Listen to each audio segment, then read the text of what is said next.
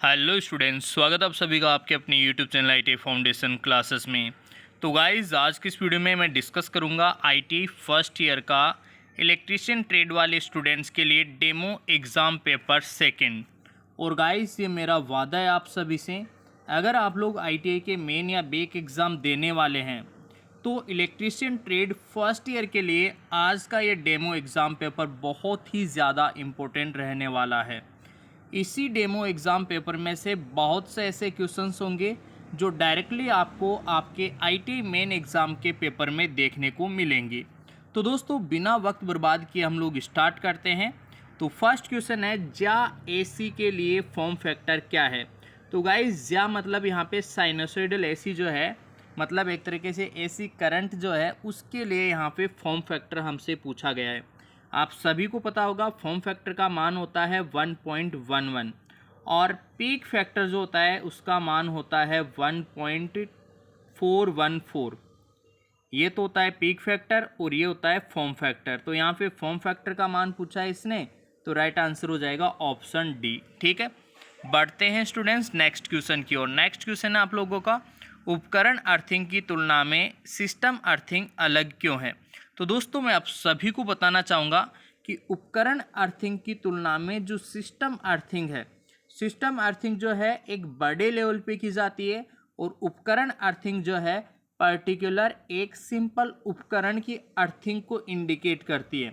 मतलब जैसे मान लो कोई भी इंडस्ट्री है, अगर उसमें एक सिंगल जैसे एक मोटर है, सिंगल मोटर, उसकी अर्थिंग की हम बात करें तो वो उपकरण अर्थिंग कहलाएगी।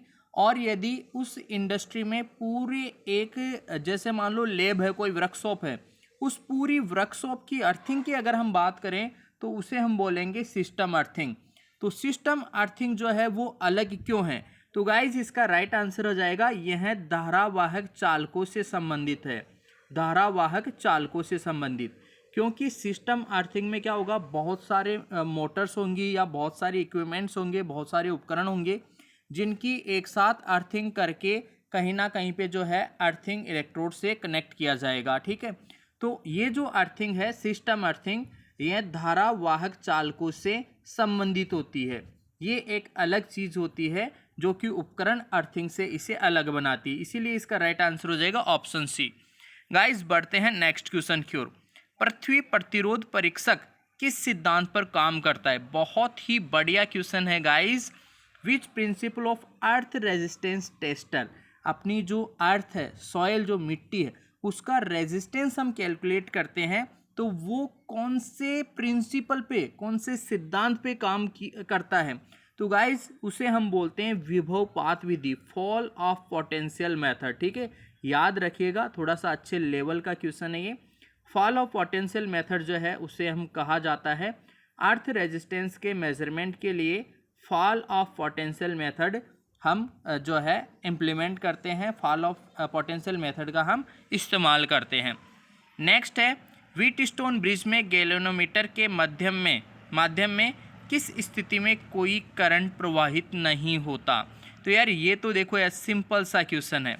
व्हीटस्टोन ब्रिज आप लोगों ने देखा होगा कि 4 ऐसे प्रतिरोध होते हैं, 4 भुजाओं के रूप में कनेक्टेड। ठीक है, उनमें से एक अज्ञात प्रतिरोध होता है जिसका मान हमें ज्ञात करना होता है, और बीच में एक गैल्वेनोमीटर होता है।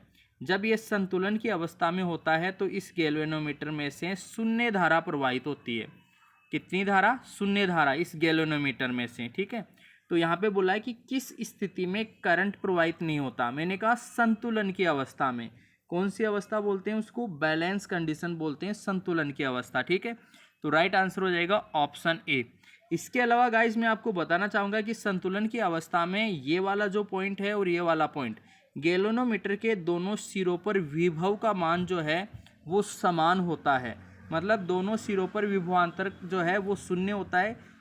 उसी कंडीशन को हम संतुलन अवस्था बोलते हैं, और उस कंडीशन में, उस स्थिति में धारामापी जो है, गैल्वेनोमीटर जो है, उसमें से शून्य धारा प्रवाहित होती है। ठीक है, और उस गैल्वेनोमीटर में जो है हमें शून्य विक्षेप दिखाई देता है। तो इससे रिलेटेड जो है ये क्वेश्चन आपसे पूछे जा सकते हैं। बढ़ते हैं नेक्स्ट क्वेश्चन की ओर। घरेलू वायरिंग स्थापना में परीक्षण का प्रकार क्या है। देखिए यार, ये क्वेश्चन जो है पिछले बार भी आईटीआई के मेन एग्जाम में पूछा गया था।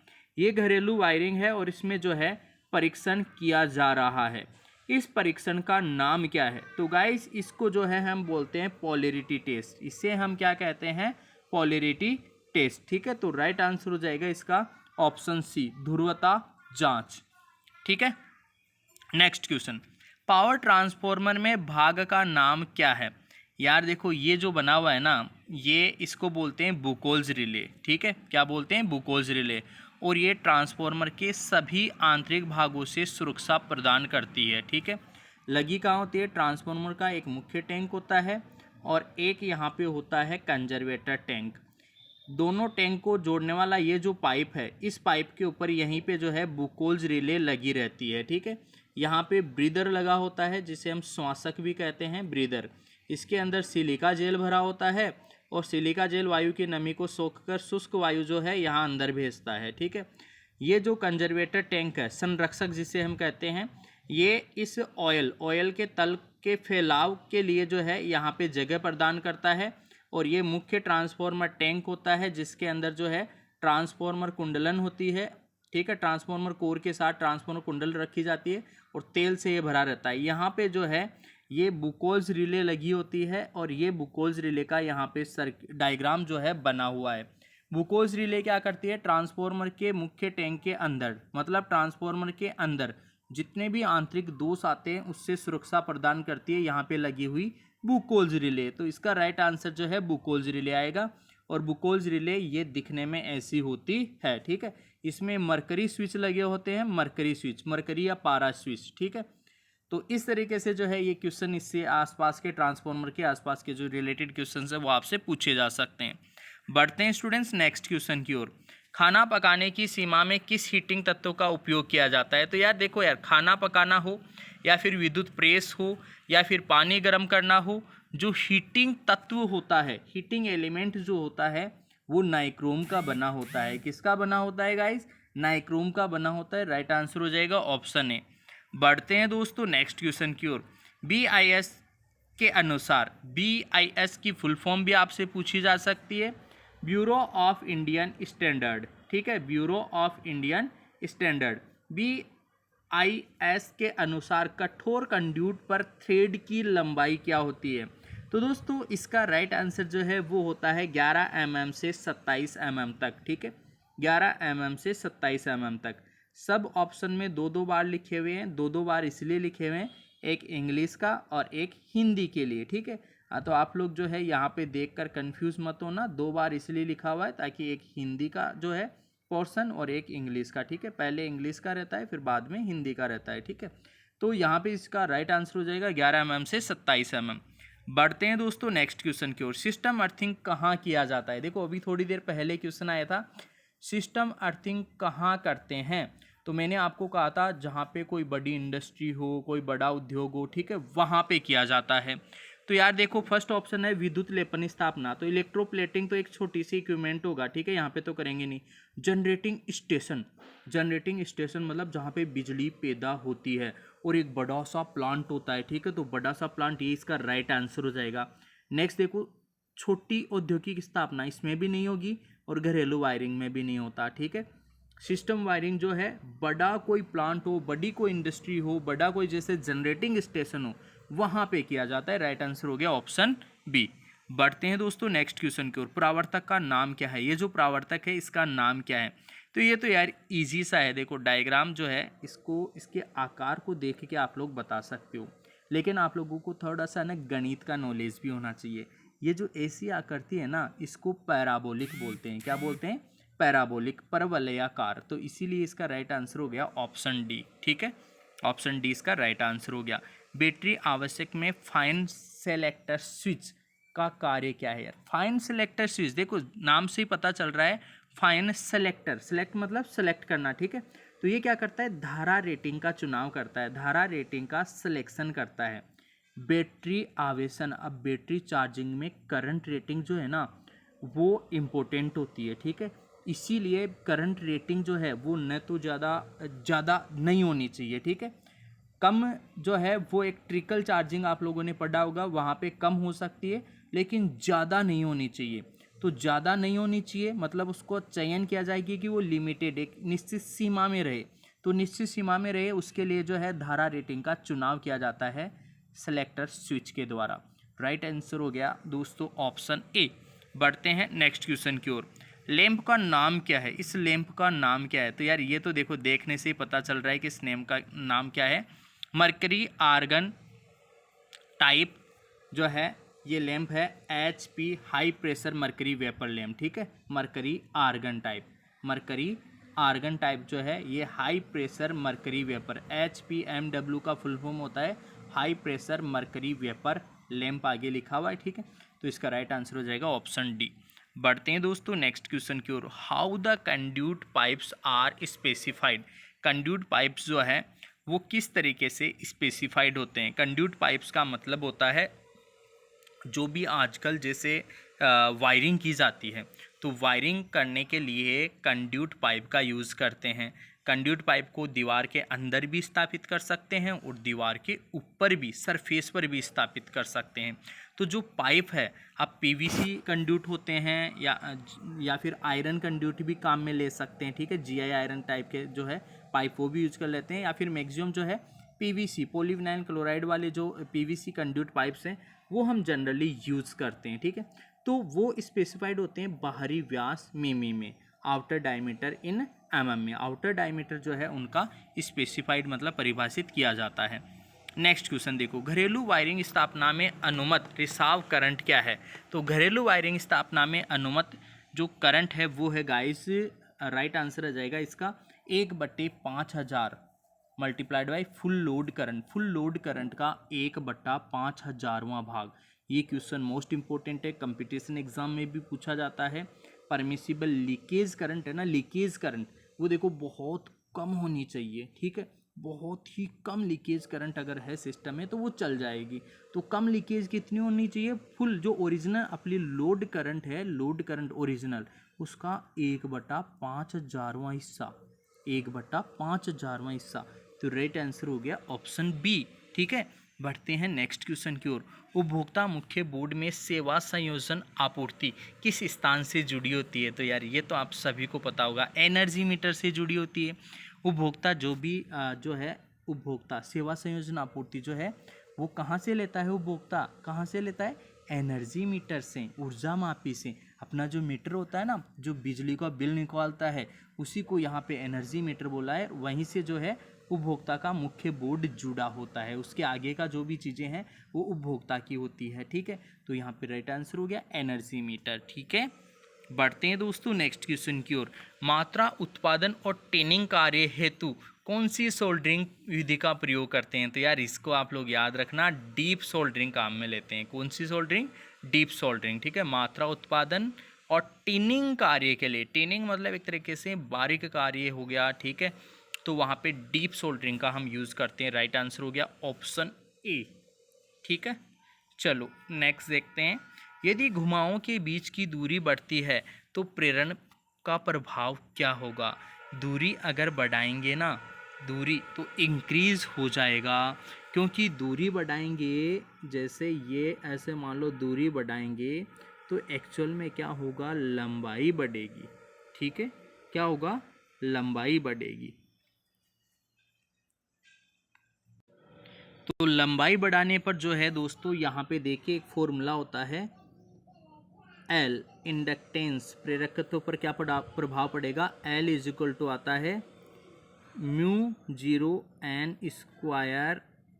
A/L। ठीक है, ये फॉर्मूला होता है। अब यहाँ पे बोल रहा है कि डिस्टेंस बढ़ा रहे हैं, डिस्टेंस बढ़ा रहे हैं मतलब A को अपन बढ़ाएंगे तो A यहाँ पे कम होगा गाइस, बट यहाँ पे राइट आंसर दे रखा है ऑप्शन डी। अब देखिए यार ये क्वेश्चन है ना, ये गलत है इस आंसर के में। आप लोग थोड़ा सा दिमाग लगाइए, एक्चुअल में फॉर्मूला ये होता है इसका। ठीक है, तो इस फॉर्मूले से अगर L को हम बढ़ाएंगे तो L जो है ये इंडक्टेंस के क्या है? व्युत्क्रमानुपाती है। लंबाई जो है इंडक्टेंस के व्युत्क्रमानुपाती है। इस हिसाब से इसका राइट आंसर होना चाहिए ऑप्शन सी।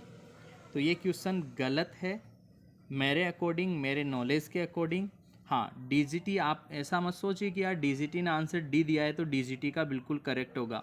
इस आंसर शीट के अंदर भी कुछ एक आंसर जो है एक दो आंसर आप लोगों को रॉन्ग मिल सकते हैं, ठीक है, ऐसा जनरली होता है, पहले भी ऐसा काफ़ी बार देखा गया है।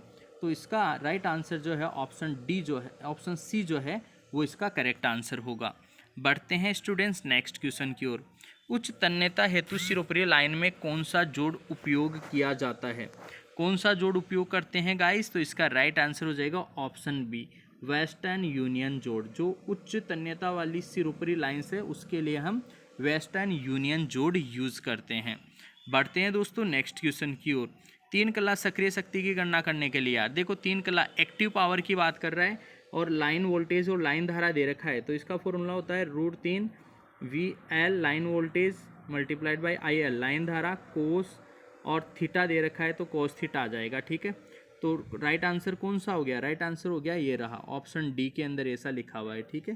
तो एक्टिव पावर जो है वो ये आ जाएगा। अगर रिएक्टिव पावर पूछे तो कोस थीटा की जगह साइन थीटा आता है, फिर राइट आंसर होता है इसका ये वाला, ठीक है। ऑप्शन ए जो है इसका ऑप्शन बी जो है इसका राइट आंसर हो जाता है उस कंडीशन में, बट यहाँ पे फिलहाल जो इसका राइट आंसर होगा ऑप्शन डी। एक्टिव पावर पूछा उसने, सक्रिय शक्ति, ठीक है, तो ऑप्शन डी इसका राइट आंसर होगा। बढ़ते हैं नेक्स्ट क्वेश्चन। खाद मिक्सर में किस प्रकार की AC एकल फेज मोटर का उपयोग किया जाता है? खाद मिक्सर में जो है हम उपयोग करते हैं दोस्तों यूनिवर्सल मोटर। कौन सी मोटर का यूज़ करते हैं? यूनिवर्सल मोटर का, ठीक है। बढ़ते हैं नेक्स्ट क्वेश्चन की ओर। नेक्स्ट क्वेश्चन है वितरण ट्रांसफार्मर सामान्य रूप से डेल्टा में प्राथमिक और स्टार में द्वितीयक क्यों जुड़े होते हैं? स्टार में द्वितीयक क्यों जुड़े होते हैं? क्योंकि हमें 3 फेज 4 तार प्रणाली की आवश्यकता होती है। 3 फेज और 4 तार। 4 तार का मतलब होता है RYB, तो फेज RYB, और एक चाहिए अपन को न्यूट्रल, ठीक है। तो ये स्टार से ही पॉसिबल है। स्टार ऐसा होता है, आपने देखा होगा स्टार, तो यहाँ पे जो है हमें एक न्यूट्रल मिल जाता है और ये 3 फेज मिल जाते हैं RY और B, ठीक है। तो राइट आंसर हो गया 3 कला 4 तार प्रणाली के आसान वितरण हेतु, ऑप्शन सी में लिखा हुआ है, तो ऑप्शन सी जो है इसका राइट आंसर हो जाएगा ऑप्शन सी, ठीक है। बढ़ते हैं नेक्स्ट क्वेश्चन की ओर। AC एकल फेज वायरिंग परिपथ के वोल्टेज पाथ को निकालने का सूत्र, वोल्टेज ड्रॉप को निकालने का सूत्र तो यार V बराबर IR होता है, ये तो आप सभी को पता है। वोल्टेज ड्रॉप जो है ओम के नियमानुसार V बराबर IR वोल्ट होता है, ठीक है। वोल्ट तो इकाई है, मात्रक है, ठीक है। तो यहाँ पे राइट आंसर हो गया ऑप्शन ए। बढ़ते हैं दोस्तों नेक्स्ट क्वेश्चन की ओर। ट्रांसफार्मर का तेल खराब होने का कारण क्या है? ट्रांसफार्मर का तेल, नमी, ठीक है। ट्रांसफार्मर का तेल जो है ड्यू टू मॉइस्चर, नमी के कारण खराब हो जाता है, उसकी जो कुचालक क्षमता है वो कमज़ोर हो जाती है। हाँ, नमी को रोकने के लिए जो है हम ब्रीदर, श्वासक का यूज़ करते हैं जिसमें सिलिका जेल भरी होती है, और सिलिका जेल जो है वायु की नमी को सोख लेती है। शुद्ध सिलिका जेल जो है वो ब्लू कलर की होती है और नमी को सोख कर वो वाइट या जो है लाइट पिंक कलर में कन्वर्ट हो जाती है। राइट आंसर हो गया ऑप्शन सी। बढ़ते हैं दोस्तों नेक्स्ट क्वेश्चन की ओर। AC समानांतर परिपथ में प्रेरकत्व का पारस्परिक क्या है? काफ़ी सिंपल सा क्वेश्चन है। प्रेरकत्व का पारस्परिक क्या है? AC समांतर परिपथ में प्रेरकत्व का पारस्परिक क्या है? तो ससेप्टेंस जो है वो रेसिप्रोकल, पारस्परिक मतलब यहाँ पे रेसिप्रोकल, तो प्रेरकत्व का जो है ससेप्टेंस यहाँ पे राइट आंसर आ जाएगा, ठीक है। इंडक्टेंस का रेसिप्रोकल जो है ससेप्टेंस होगा। नेक्स्ट क्वेश्चन है वायरिंग परिपथ में प्रयुक्त प्रतीक का नाम। पिछली बार डायरेक्टली क्वेश्चन आया था IITA के मेन एग्जाम में, और ये जो है प्लग और सॉकेट का सिंबल है। किसका सिंबल है? प्लग और सॉकेट का। राइट आंसर हो गया ऑप्शन बी। बढ़ते हैं दोस्तों नेक्स्ट क्वेश्चन की ओर। इस हथौड़े का नाम क्या है? तो यार ये तो कला हैमर है। कौन सा हैमर है? कला हैमर, जो कि एक तरफ से जो है कीलों को बाहर निकालने के लिए काम में लेते हैं, दूसरी तरफ से कील को ठोकने के लिए काम में लेते हैं। राइट आंसर हो गया ऑप्शन बी। बढ़ते हैं दोस्तों नेक्स्ट क्वेश्चन की ओर। यंत्रों में संवेदनशीलता की इकाई क्या है? संवेदनशीलता की इकाई जो है ओम पर वोल्ट है। संवेदनशीलता जो है प्रतिरोध प्रति वोल्ट होती है, प्रतिरोध प्रति वोल्ट। तो प्रतिरोध का मात्रक ओम हो गया और वोल्टेज जो है उसका मात्रक वोल्ट हो गया, तो ओम पर वोल्ट जो है इसका राइट आंसर हो गया ऑप्शन बी, ठीक है। ऑप्शन बी इसका राइट आंसर हो गया। नेक्स्ट क्वेश्चन, एक निरपेक्ष उपकरण कौन सा है? निरपेक्ष उपकरण कौन सा है? या टेंजेंट गैल्वेनोमीटर जो है ना वो निरपेक्ष है। निरपेक्ष मतलब बिल्कुल स्वतंत्र, फंडामेंटल, प्राथमिक टाइप के। स्पर्श रेखा गैल्वेनोमीटर, टेंजेंट गैल्वेनोमीटर जो है वो इसका राइट आंसर हो जाएगा। और बाकी के सारे जैसे एनर्जी मीटर है, ये एमीटर है या वोल्ट मीटर है, ये सारे के सारे क्या है, ये डिपेंडेंट कहलाते हैं। और एब्सोल्यूट जो है वो कौन सा है, टेंजेंट गैलोमीटर। काफ़ी इंपॉर्टेंट क्वेश्चन है दोस्तों, याद रखिएगा, ठीक है।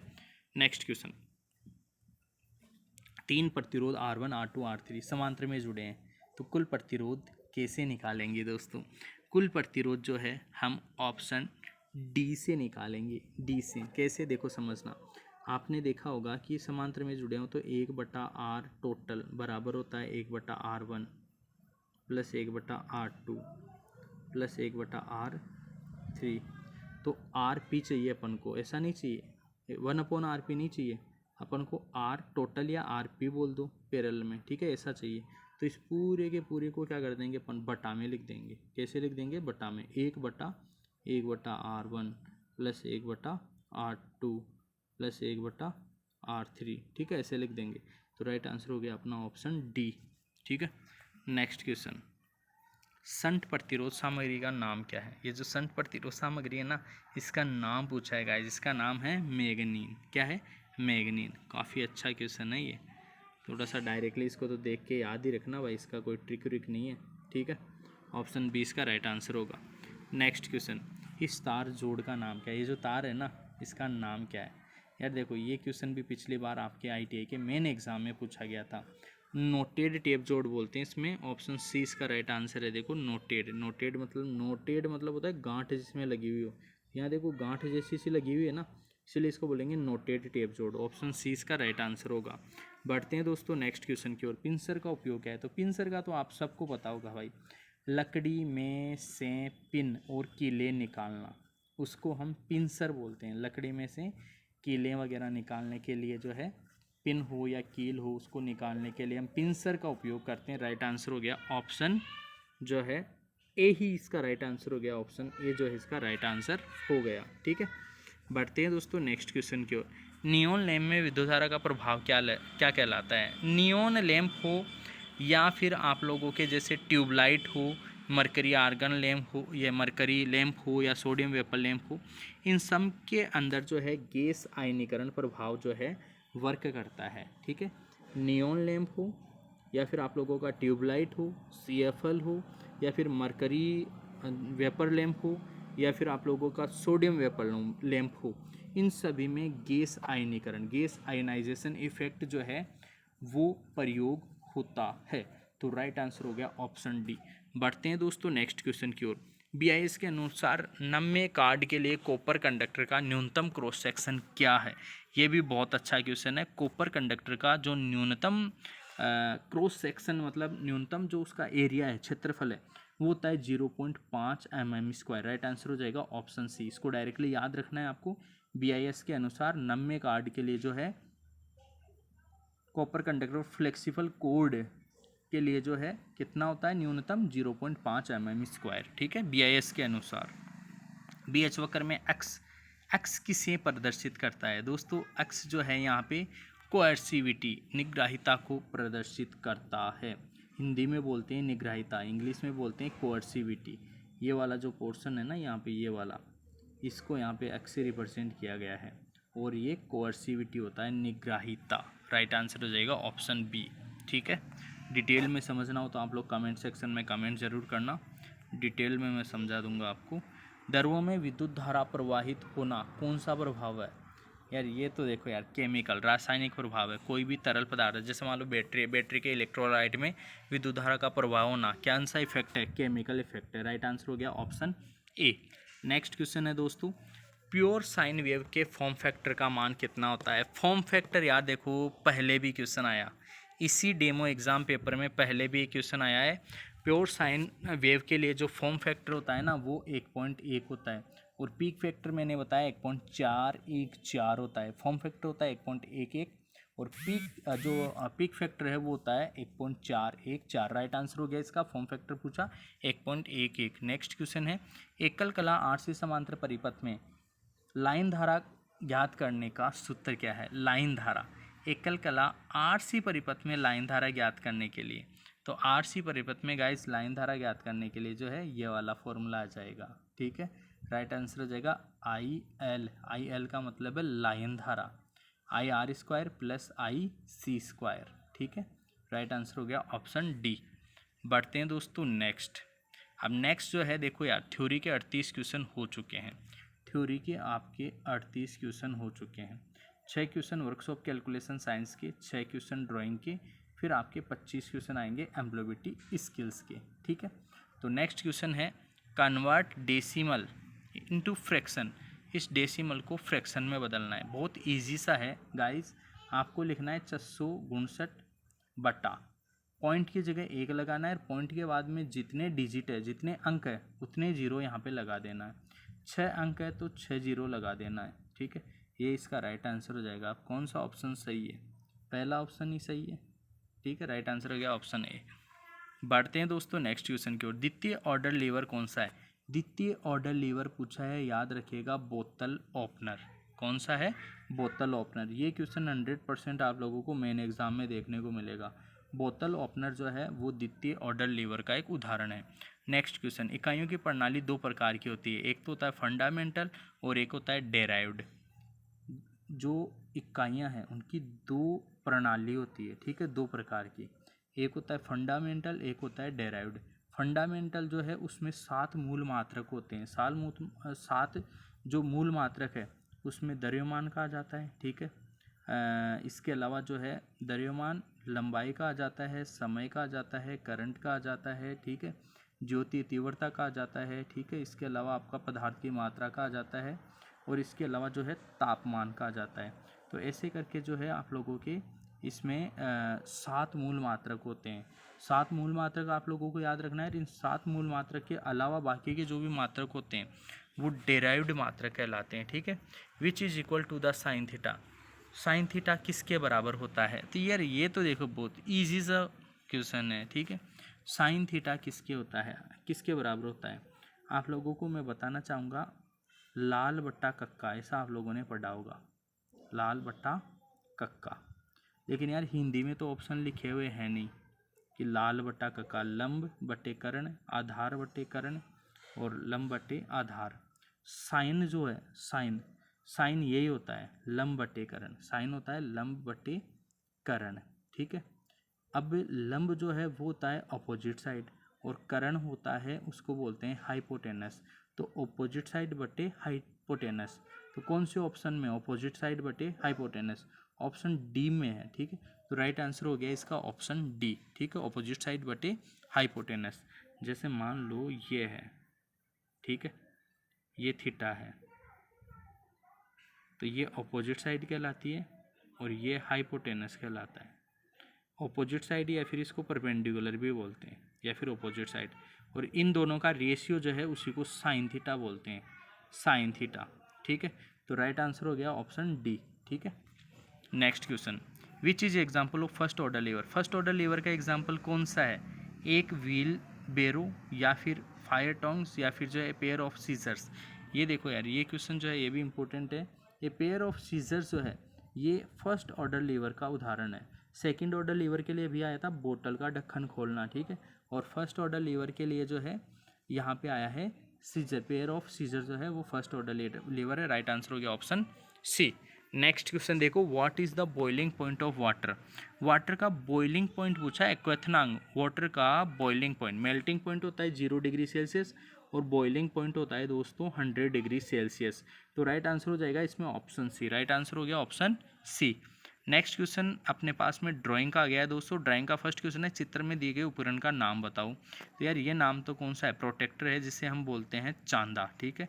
ऑप्शन बी इसका राइट आंसर हो गया, चांदा, ठीक है। ऑप्शन बी, ऑप्शन बी ये रहा चांदा, ठीक है। ऑप्शन बी इसका राइट आंसर हो गया चांदा। नेक्स्ट क्वेश्चन है अपना, identify the name of the tool. इस टूल का नाम क्या है? ओपन एंड स्पेनर, बिल्कुल यही है, ओपन एंड। ओपन एंड मतलब दोनों एंड से खुला हुआ, और स्पेनर पाना है ही है, ठीक है। तो राइट आंसर हो गया ऑप्शन ए। बढ़ते हैं दोस्तों नेक्स्ट क्वेश्चन की ओर। चित्र में दिए गए प्रिज्म का नाम बताओ। ये प्रिज्म कौन सा है यार? ये तो पेंटागन प्रिज्म लग रहा है। पेंटागन है, हेक्सागन है? 1 2 3 4 5 6, 6 साइड है तो हेक्सागन प्रिज्म। कितनी साइड है? 1 2 3 4 5 6, 6 साइड है तो 6 साइड वाले को बोलते हैं हेक्सागन। तो ये हेक्सागन प्रिज्म है। हेक्सागन प्रिज्म ऑप्शन सी में है, तो राइट आंसर हो गया ऑप्शन सी। बढ़ते हैं नेक्स्ट क्वेश्चन की ओर। दी गई चित्र सामग्री में पारंपरिक प्रतीक कौन सा है? लकड़ी का लग रहा है, ठीक है, वुड का है। जब लकड़ी को अपन काटते हैं तो इस तरीके से दिखाई देती है, वुड का जो है ये पारंपरिक प्रतीक यहाँ पे दिखाया गया है। नेक्स्ट क्वेश्चन है दोस्तों, इसके बाद में चित्र में दी गई प्रिज्म का नाम। ये जो प्रिज्म है ये कौन सा प्रिज्म है? तो ये प्रिज्म देखो यार, 4 भुजाएं हैं तो स्क्वायर प्रिज्म है। क्या है? Square prism. स्क्वायर प्रिज्म बोल दो या स्क्वायर प्रिज्म, चारों बराबर भुजाएं हैं तो स्क्वायर प्रिज्म। राइट आंसर हो गया ऑप्शन ए, ठीक है। नेक्स्ट क्वेश्चन है कंपास का उपयोग। कंपास जो होता है आपका, उसका उपयोग हम किस लिए करते हैं? त्रिकोण के लिए? बिल्कुल नहीं। स्क्वायर के लिए? बिल्कुल नहीं। रेक्टेंगल, सर्किल के लिए करते हैं यार। त्रिकोण जो है अपना कंपास जो है उसका उपयोग से तो त्रिकोण तो बना नहीं सकते, स्क्वायर भी नहीं बना सकते, रेक्टेंगल भी, सर्किल बिल्कुल बना सकते हैं। तो राइट आंसर हो गया ऑप्शन डी, ठीक है। तो ठीक है दोस्तों, आज के इस वीडियो में इतना ही यार, ठीक है। एम्प्लॉयबिलिटी स्किल्स के जो आगे के क्वेश्चन है वो मैं लेकर आऊँगा अलग से नेक्स्ट वीडियो में। आज के इस वीडियो में मैंने आप लोगों को 38 क्वेश्चन थ्योरी के बताएं, 6 क्वेश्चन आपके वर्कशॉप कैलकुलेशन साइंस के और 6 क्वेश्चन जो है आपके ड्राइंग के, ठीक है। इस तरीके से मैंने आप लोगों के 50 क्वेश्चन बताएं। 50 क्वेश्चन मतलब आपके 100 मार्क्स का मैटर जो है मैंने आप लोगों को बता दिया है। आप लोग 2-3 बार इस वीडियो को अगर आराम से देखोगे ना, शांत मन से, खुशी मन से, प्रसन्नचित्त मन से, तो मेरा पूरा विश्वास है दोस्तों आपको सारे क्वेश्चन याद होंगे और आपको इसका बेनिफिट मिल सकेगा। दोस्तों आज की इस वीडियो में इतना ही, मिलेंगे आपसे नेक्स्ट वीडियो में, तब तक के लिए आप सभी को बहुत बहुत धन्यवाद।